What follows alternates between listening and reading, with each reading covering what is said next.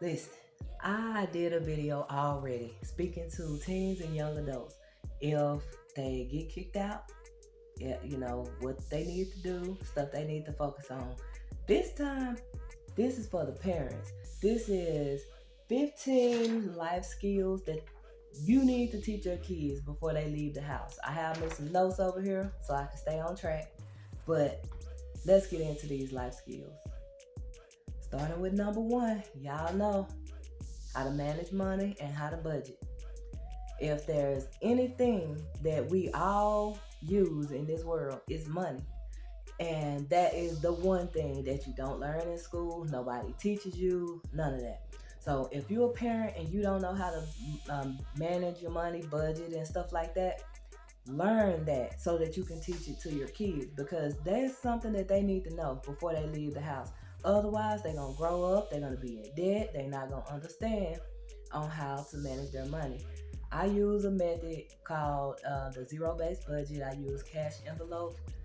I have another channel. Everything will be linked in the description box. But on that channel, I have some budgeting videos. I'll link those in the description box as well to get started there.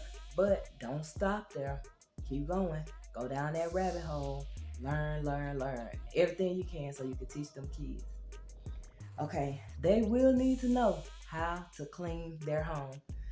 We as parents, we tend to a lot of times do the work ourselves, but we really need to have these kids doing chores. We need to teach them how to do things. Now, what do I do as a mother?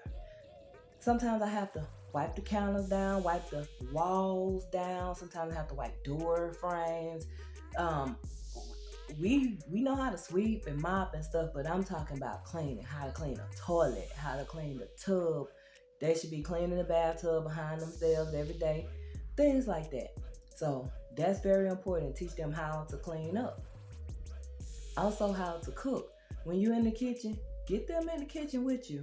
I have a recipe book that I created and I sell on YouTube. On Amazon.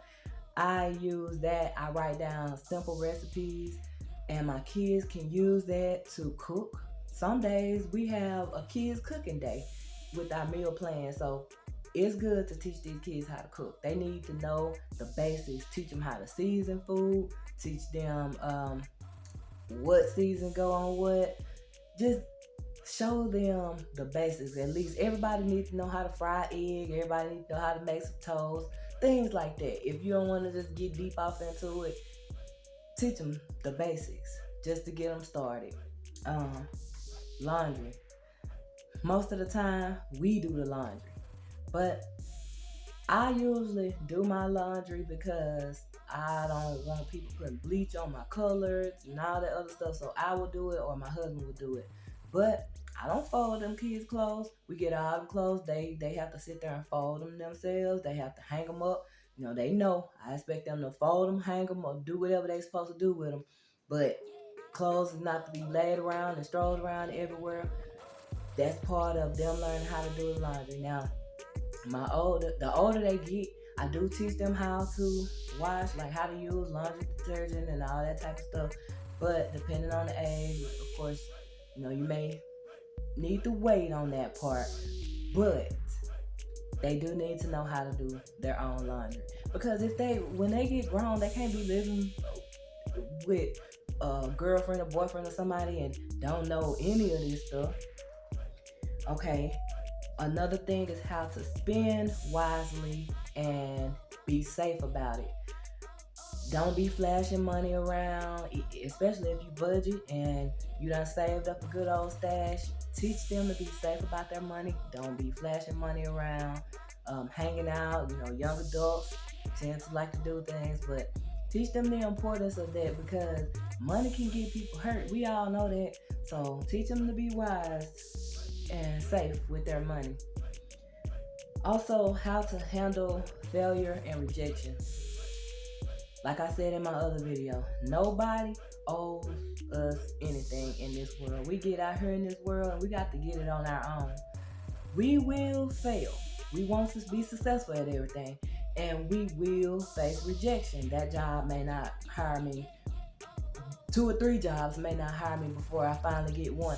But we need to teach them to keep going, to not give up, just how to handle that failure and rejection, because it will come, but it's not the end of the world. That don't mean give up. Let's teach them how to handle that. Also, how to be organized and clean.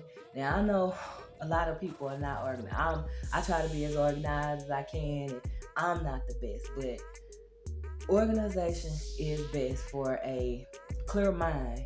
Um, One way to get organized is to use planners. Is to plan your days. You can plan your life. Plan your life.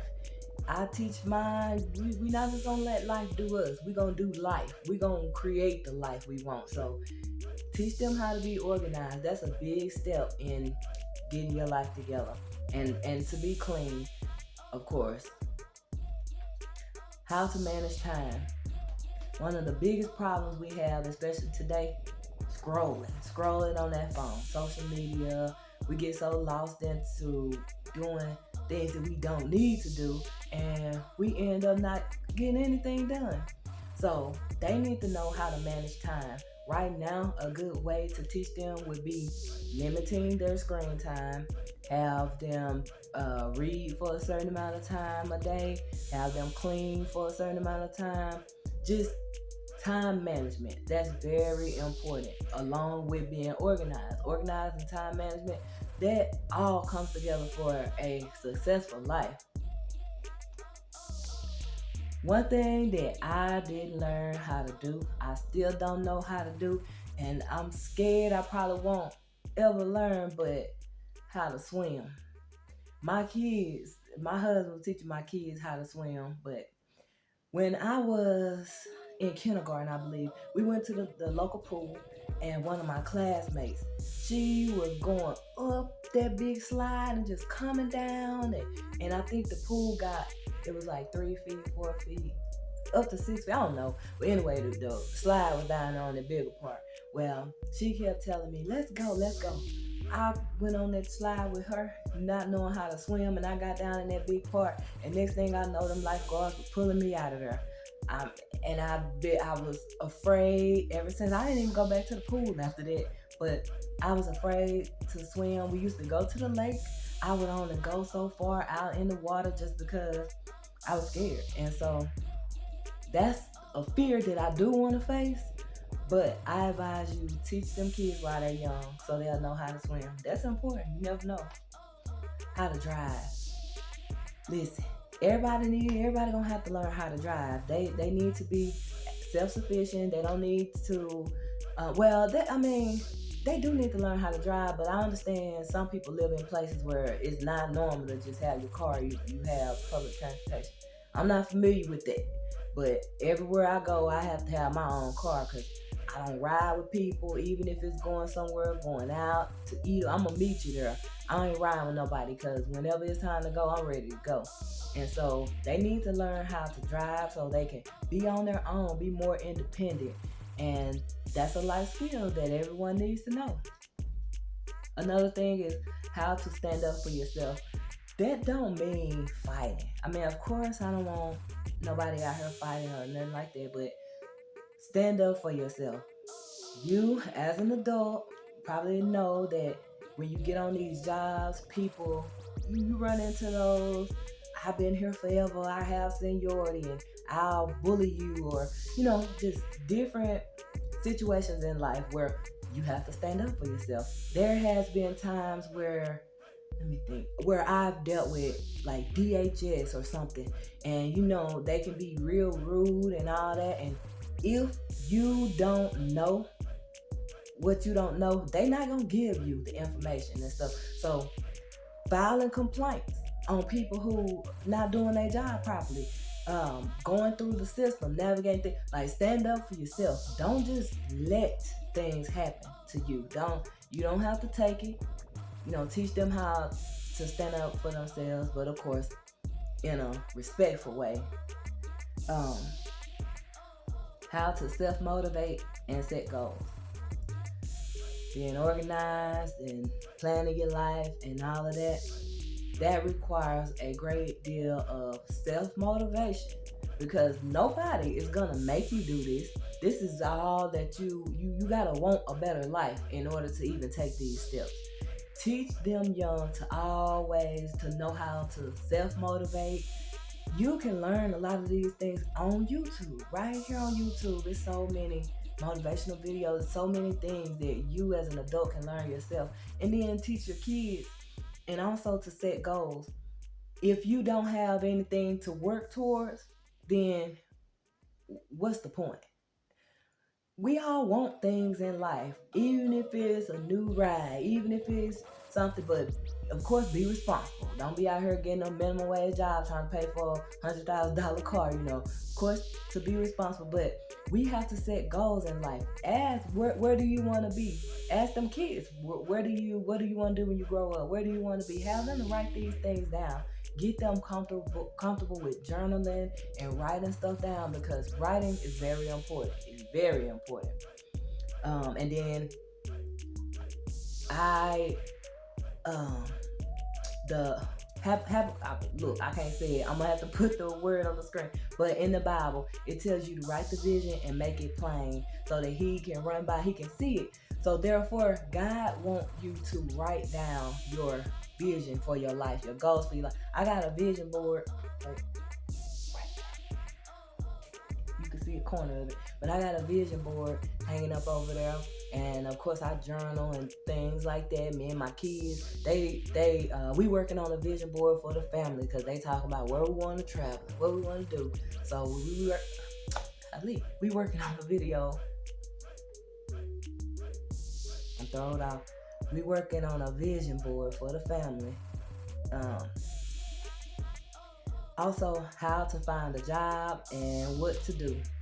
So when they go to school, graduate and stuff, I don't know about y'all, but I wasn't taught all this stuff in school, and my oldest son wasn't either. How to dress, how to look them in the eye, how to research before that interview, look up that company, look into the things that you need to know before you go into that interview.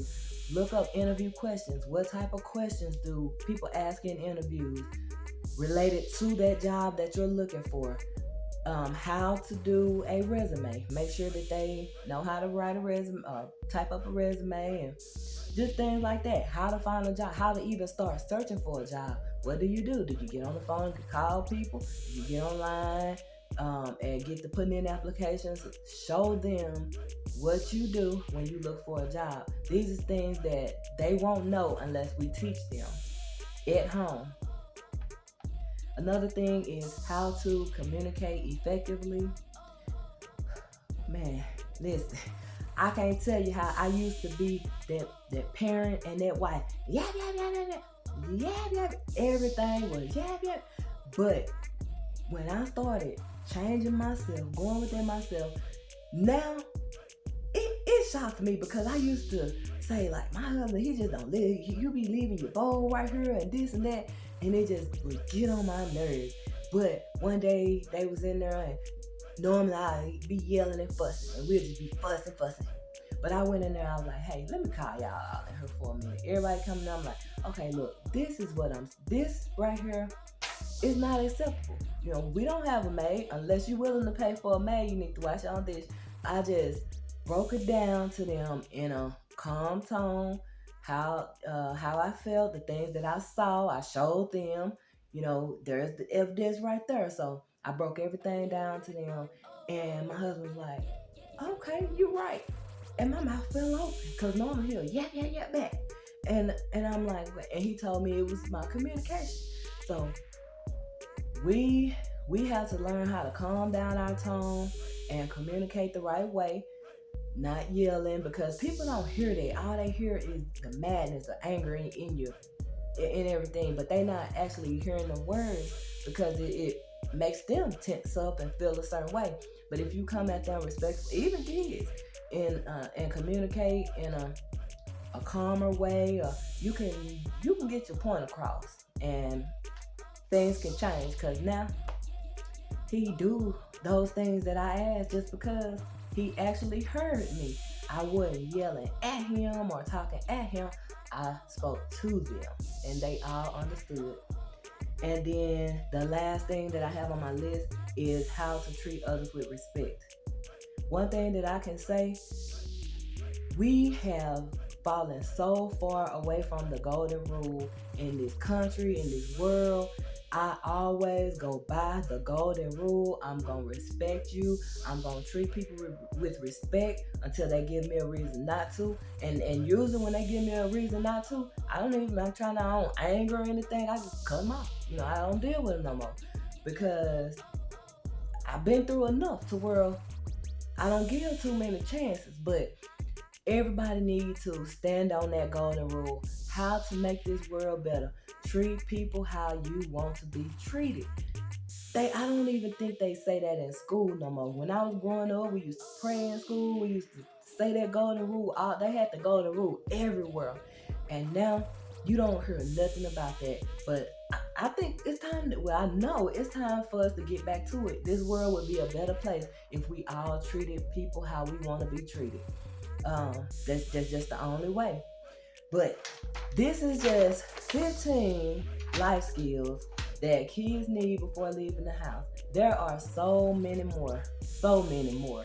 But these right here are the top ones that I could think of. If I think of some more, which I probably will, I'll come back with another video.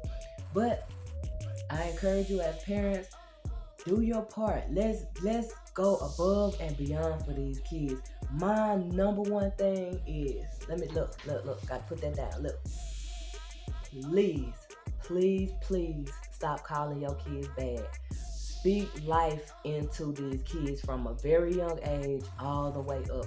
When we tell them they're bad, the definition of bad is of poor quality and low standard. Y'all, I can't say it enough how toxic that is. Tell them they're doing great. Speak good things into them. Don't come at them with anger. Don't with the yelling and screaming.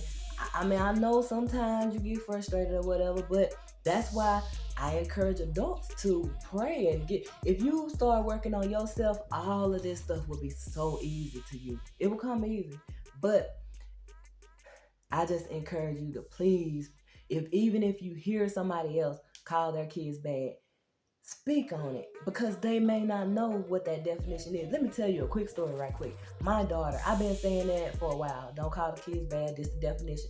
She came home one day from school and she said, Mom, it was some kids and she in middle school, 8th grade. She said it was some kids acting up in the classroom and they end up having to get put out by the teacher. And the teacher said, called them kids bad. She said we were sitting over there doing our work, but after everything was done, we can get up. And so I went up there to her desk and I told her, I said, Miss, whatever, I know I'm not trying to tell you what to do, but I just wanted to let you know that it's not good to call kids bad, because the definition of bad is poor quality and low standard. And people need to speak good into kids instead. She basically said the stuff that I said. She said, Mama, don't you know my teacher looked at me like, oh, Nari, thank you for that. I never, ever thought about that. She said she got a pen and wrote it down. And she asked her, what you write down? And she showed her the note. And the note said, reminder, big old reminder, do not call kids bad. Bad is poor quality, low standard. And my daughter said from that point on, that teacher stopped calling kids. She ain't heard her call no more kids bad.